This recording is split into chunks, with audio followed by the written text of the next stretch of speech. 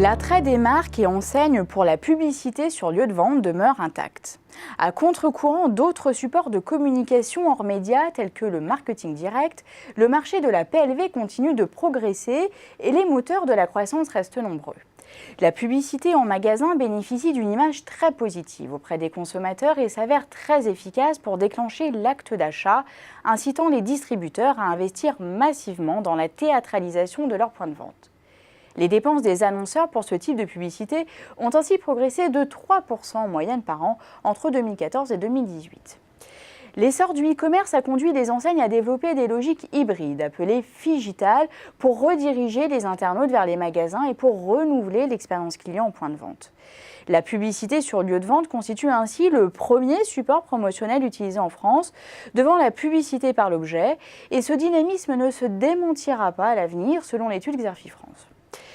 Mais les pressions concurrentielles et tarifaires s'annoncent rudes et tous les acteurs ne profiteront pas de la croissance. La demande apparaît la plus dynamique dans l'alimentaire et les produits de beauté où les marques cherchent à différencier leurs produits en rayon et les enseignes à améliorer l'expérience client en magasin. En revanche, la demande issue des détaillants en produits électroménagers et d'équipements de la maison et dans une moindre mesure de textile est en retrait. Dans ces marchés clients, le développement du e-commerce a été notamment plus précoce et les dépenses publicitaires des marques et enseignes davantage orientées vers le web. En outre, les spécialistes de la PLV traditionnelle comme Marie-Laure PLV, Euro PLV ou RC Concept doivent aujourd'hui composer avec les velléités grandissantes de groupes d'emballage ou de fabricants de mobilier commerciaux. Le décollage de la PLV digitale apporte quant à lui une dynamique au sein du secteur, mais rebat aussi les cartes. Si aucun leader ne se dégage encore, certains opérateurs s'imposent toutefois sur des marchés clients spécifiques comme ActiveScreen dans l'optique ou CGDIM dans les officines.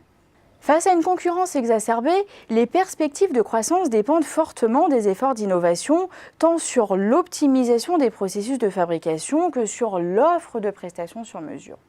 Le métier s'est complexifié et suppose aujourd'hui de prendre en charge diverses prestations comme la conception, l'impression, la livraison, l'installation ou l'aménagement en plus de la fabrication afin de s'imposer comme l'interlocuteur unique auprès des industriels et des distributeurs.